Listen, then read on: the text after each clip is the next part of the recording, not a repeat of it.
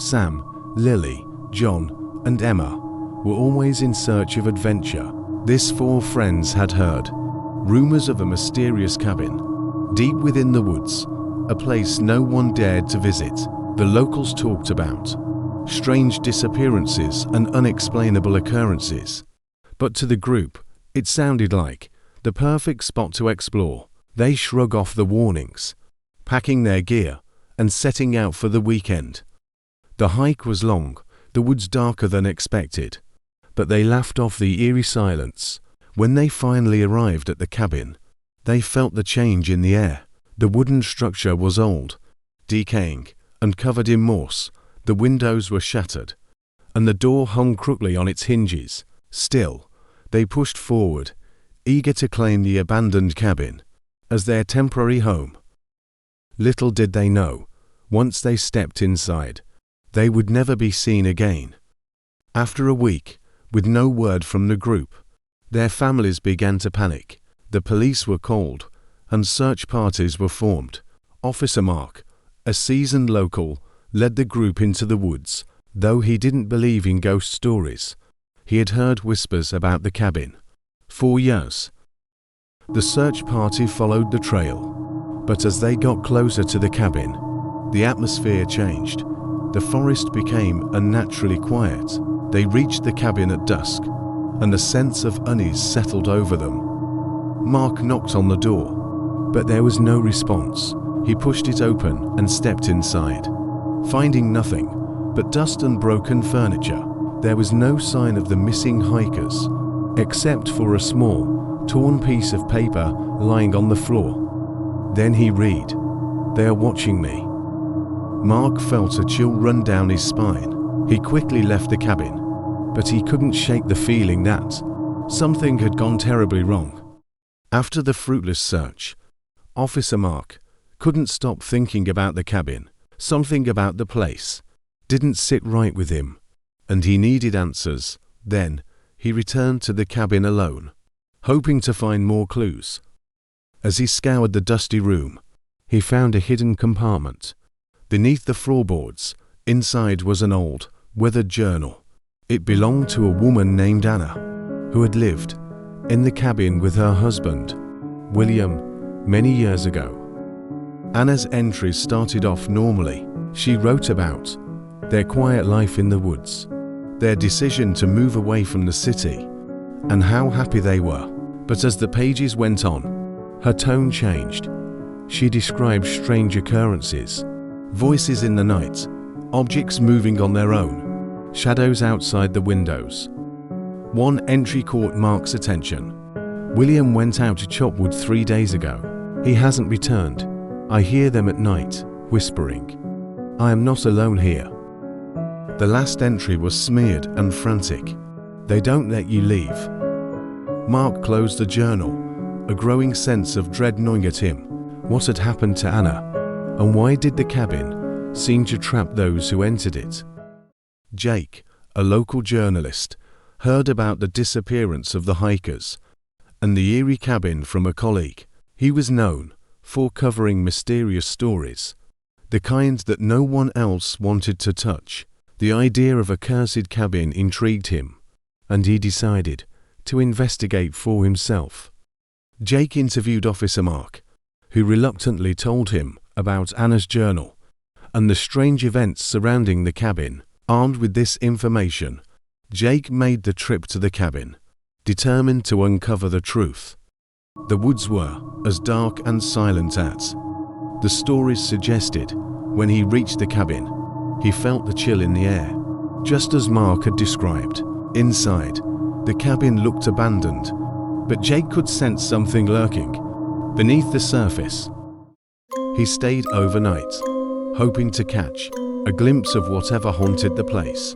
As the night wore on, the temperature dropped, shadows danced in the corners, and faint whispers echoed through the walls. Jake could feel eyes watching him. In the middle of the night, he heard footsteps, though no one was there. He wanted to run, but his legs felt frozen. The cabin wasn't just haunted, it was alive. The history of the cabin went back much further than Jake had imagined. As he dug deeper into the town's archives, he discovered that the cabin had been built in the 1800s by a man named Thomas Graves. Graves had been a wealthy landowner who moved his family into the woods, far from the town, after his wife, Eleanor, fell ill.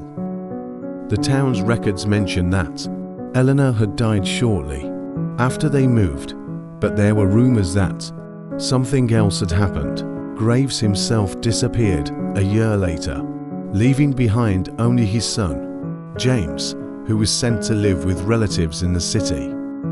There were no more official records of the Graves family, but the locals had passed down stories about the cabin. Some said Thomas had gone mad after Eleanor's death.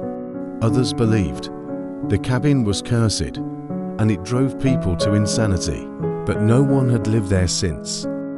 Jake wondered if the cabin was connected to the disappearances. Was it something about the land itself?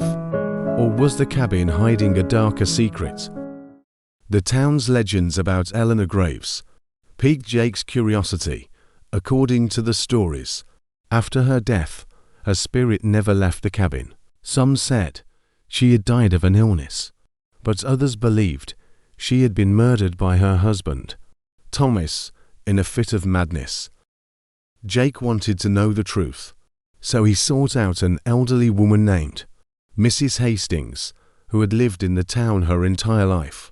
Mrs. Hastings had heard the stories growing up and claimed that her grandmother had known Eleanor before she moved to the cabin. She was a sweet woman, Mrs. Hastings said, but something changed. When they moved into that cabin, she wrote letters to my grandmother, talking about strange things, voices in the woods, seeing people who weren't there. My grandmother told her to leave, but Eleanor said she couldn't. She was trapped. Jake felt a shiver run down his spine. Could Eleanor's spirit still be trapped in the cabin? Was she the one haunting the place?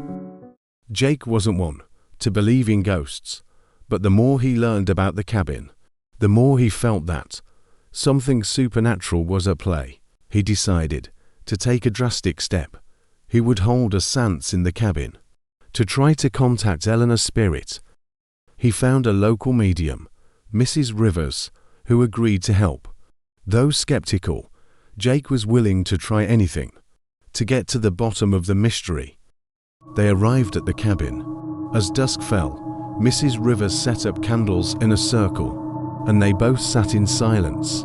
The air was heavy, and the cabin felt colder than before. As Mrs. Rivers began to chant, the wind outside picked up. The flames of the candles flickered, and the shadows on the walls seemed to move. Jake felt a sudden pressure in the room, as if something unseen was pushing against him. Then, Mrs. Rivers spoke, her voice strained. "She's here, Eleanor. She's trapped."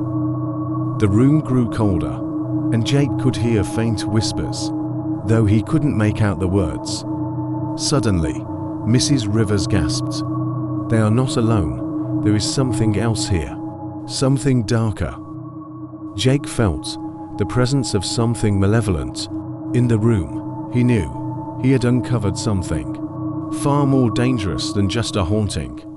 After the seance, Jake was shaken. The medium had warned him about a dark presence in the cabin, something far older and more powerful than the spirit of Eleanor Graves. Jake couldn't stop thinking about what Mrs. Rivers had said. The next day, he visited a local historian, Mr. Thompson, who specialized in the occult history of the area. Then, Jake explained what he had experienced, and Thompson immediately looked concerned. "The land where the cabin stands has been cursed for centuries," Thompson explained. "Long before the cabin was built, the local indigenous tribes avoided that area. They believed it was the dwelling place of an ancient, malevolent spirit." Thompson went on to tell Jake about a legend of a dark entity, one that fed on fear and trapped the souls of those who entered its domain. The cabin, it seemed, was not just a haunted building. It was a prison for something far more sinister.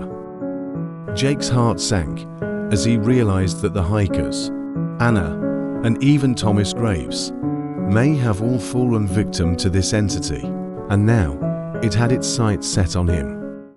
Jake couldn't shake the feeling that he was being watched ever since the seance.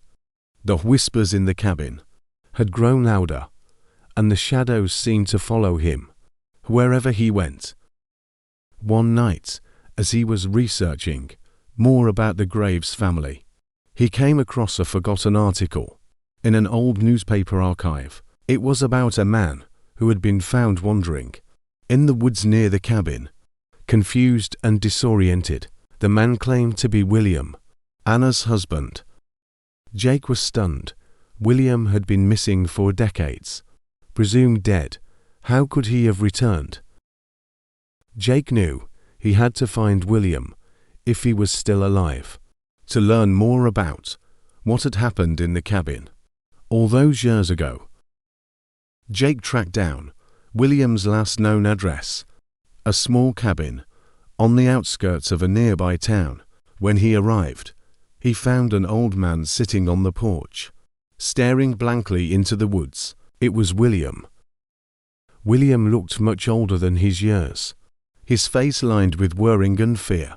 When Jake introduced himself and mentioned the cabin, William's eyes widened in terror. The tension in the air was heavy as William sat down and finally shared his story. His eyes were hollow, like a man who had seen things no one should witness. It was years ago, he began slowly. Before all the disappearances, before anyone even knew, the cabin had a history. William and his wife, Anna, had just gotten married. They were a happy couple, ready to begin their lives together. Tired of the city life, they decided to move to the countryside. For peace and simplicity, William found the cabin, cheap, isolated, and surrounded by the serene beauty of nature. It was perfect, or so they thought. When they first arrived, the cabin seemed idyllic. It was small but cozy, and the surrounding forest felt like their own private escape from the world. Anna fell in love with it instantly, often remarking how peaceful and quiet it was. But William, he always felt something strange about the place. He couldn't explain it, but something in the silence unsettled him. It wasn't long before strange things began to happen. At first, it was subtle. Things in the cabin would be moved overnight. A door left open that William swore he had closed, the creaking floorboards that always sounded like footsteps. And then the dreams began. William and Anna would wake up in the middle of the night from terrible nightmares. They both dreamt of shadows creeping through the woods, whispering in languages neither of them could understand. In every dream, they felt like they were being watched by something ancient and evil. "We thought it was just the isolation," William said, his voice shaking. "We tried to ignore it, but the cabin wouldn't let them." William's voice dropped to a whisper as he described the events that changed everything. It was Anna who found the first sign. One evening, Anna had been walking through the woods near the cabin when she discovered something strange. Buried in the ground, a small, rusted box. Inside the box was a journal, old and worn, with pages filled with the ramblings of someone who had once lived in the cabin decades ago. The journal spoke of the dark entity, a force that resided in the woods, and the cabin. The previous owner wrote about strange happenings, how they were tormented by nightmares, and saw visions of shadows lurking in the trees. They believed the cabin was cursed, and that the entity demanded a sacrifice. Anna wanted to leave the cabin immediately, but William was skeptical. "I didn't believe in curses or haunted places," he admitted. "But that was before it started targeting us." One night, William woke up and found Anna standing outside the cabin. staring into the dark woods. She didn't respond when he called her name, didn't even seem to hear him. It was as if something had taken control of her. He grabbed her and pulled her back inside. But from that moment, Anna was never the same. Anna began to change after that night. She became distant, withdrawn, and her health started to decline. No matter what William did, Anna seemed lost in her own world. She would stare blankly at the cabin walls. 4 hours, mumbling about shadows and voices that no one else could hear. William's heart broke as he watched the woman he loved disappear before his eyes. Desperate to save her, he turned to the journal for answers, hoping that the former owner had left behind some clue on how to break the curse. The journal spoke of rituals and symbols, ways to ward off the entity, but none of them worked. The more William tried to protect Anna, the more the cabin seemed to fight back. It was as if the dark entity wanted Anna, wanted to claim her. The cabin became their prison. No matter how hard William tried to leave, something always forced them back. They would pack their bags, make it down the path, and then suddenly, they would find themselves standing back at the front door. Time moved strangely within the cabin. Hours felt like days, and days felt like an eternity. William's face darkened as he described the moment when everything changed. I lost Anna to the cabin. One night, William woke up and he found beside him empty. Anna was gone. He searched the entire cabin, but couldn't find her anywhere. Panic set in as he realized that the dark entity had finally claimed her. Rushing outside, William called her name into the dark woods, his voice echoing off the trees. And then he heard it, a faint whisper, coming from deep within the forest. He followed the sound, hoping it would lead him to Anna. What he found instead was worse than any nightmare he had ever experienced. There, in the middle of a clearing, was Anna, standing in a circle of stones, her eyes completely black, staring straight ahead.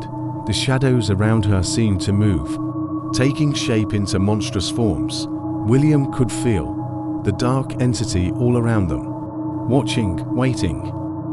Anna didn't speak, didn't move. She was no longer the woman William loved. She had become a vessel for the dark entity, and it was hungry. William knew he had to act quickly. If he had any chance of saving himself, he reached for the amulet, an ancient relic he had found in the journal, said to have protective powers. With trembling hands, he held it out in front of him and began chanting the words written in the journal, praying that they would work. At first, nothing happened. The shadows continued to swirl around him, growing closer, more menacing. But then, a bright light erupted from the amulet, and the dark entity recoiled. Shrieking in rage, the shadows retreated, and Anna collapsed to the ground. William ran to her, but it was too late. Anna was gone. Heartbroken and terrified, William fled the cabin. The amulet had protected him, but he knew that the dark entity was still out there, waiting for its next victim. He never returned to the cabin, and to this day, he warns anyone who will listen to stay far away. Jake listened in horror as William finished his story. The cabin wasn't just haunted. It was a trap, a prison designed to lure in unsuspecting victims. The dark entity fed on fear and despair, claiming lives one by one. Jake returned to the town, determined to find out more about the curse that plagued the cabin. He began to dig through old records, searching for any mention of the land's history before the cabin was built. He found that the town had a dark past. Long before the settlers arrived, the indigenous people had warned of a malevolent spirit that lived in the forest. The spirit was said to feed on fear and suffering, and it would trap the souls of those who ventured too close. When the settlers arrived, they ignored the warnings and built their homes on the land. But soon, strange things began to happen. People went missing, and others reported hearing whispers in the woods. The settlers eventually abandoned the area, but the cabin remained. Jake realized that the town had known about the dark entity all along, but they had kept it a secret to protect themselves. The cabin had become a place of fear, and no one dared to go near it. As Jake delved deeper into the town's history, he began to notice strange things happening around him. Shadows moved in the corner of his eye, and he heard whispers. In the night, he knew the dark entity was watching him, just as it had watched William and the others. One night, he received a visit from Mrs. Hastings, the elderly woman who had told him about Eleanor Graves. She looked worried, her hands trembling, as she handed him a small, worn box. "This belonged to Eleanor," she said. "It was passed down through my family. After she disappeared, there is something inside that might help you." Jake opened the box and found a small, silver amulet. It was engraved with strange symbols, unlike anything he had seen before. This was given to Eleanor by the local tribe. Mrs. Hastings explained they believed it could protect her from the dark entity, but it wasn't enough. Jake took the amulet, unsure if it would offer any real protection, but as the whispers grew louder and the shadows closed in, he knew he had no choice but to confront the dark entity once and for all. Jake returned to the cabin. One last time, the silver amulet clutched tightly in his hand. The air was heavy with anticipation, and the darkness seemed to press in on him from all sides. As he stepped inside, the whispers grew louder, and the shadows on the walls twisted and writhed. The dark entity was waiting for him. Jake stood in the center of the room, his heart pounding in his chest. He could feel the entity watching him, its presence growing stronger with each passing moment. "You won't take me," Jake whispered, his voice shaking. The room grew colder, and the shadows began to move toward him. Jake raised the amulet, hoping it would offer some protection. The dark entity lashed out, its presence overwhelming. Jake felt a wave of fear wash over him, but he held his ground. Suddenly, the amulet began to glow. The light grew brighter, pushing back the darkness. The whispers grew frantic, and the shadows recoiled. Jake could feel the entity's anger, but he knew he had the upper hand. The amulet's light grew stronger, and the dark entity began to fade. With a final surge of strength, Jake forced the entity back into the shadows. Then, the cabin grew quiet, and the oppressive darkness lifted. Finally, Jake had one, but he knew the cabin's curse wasn't broken. The dark entity was still there, waiting for its next victim. Jake stumbled out of the cabin, the amulet still glowing faintly in his hand. The woods were silent, but he could feel the presence of the dark entity lingering in the shadows. He knew he had to leave the area, but something kept him rooted to the spot. He looked back at the cabin, and its windows were dark and empty. For a moment, he considered going back inside, but then he heard the whispers again, faint and distant, calling to him. Jake turned and ran, his heart pounding in his chest. He didn't stop until he reached the edge of the forest, the cabin far behind him.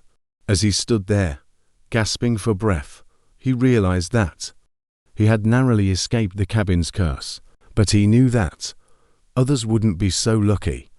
The cabin still stood, waiting for its next victim.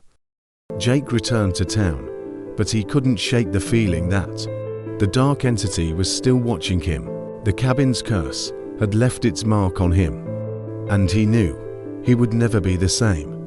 He spoke to William one last time, but the old man had grown even more withdrawn.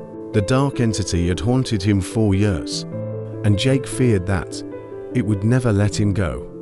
As Jake packed his belongings and prepared to leave the town, he reflected on everything he had learned.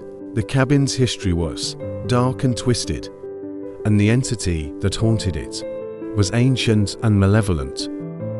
Jake knew that the cabin would continue to claim victims, trapping their souls in the darkness, but he also knew that he had survived, and that was enough. As he drove away from the town, he glanced in the rearview mirror. For a brief moment, he thought he saw a figure standing at the edge of the woods, watching him. But when he looked again, it was gone. The haunting of the cabin remains a mystery, its dark history shrouded in fear and death. The dark entity that lurks within its walls is always watching, always waiting. Those who enter the cabin rarely leave, and those who do are never the same. If you like this video, please give it a like and subscribe to the channel. Please share this video with your friends and family too. Thanks.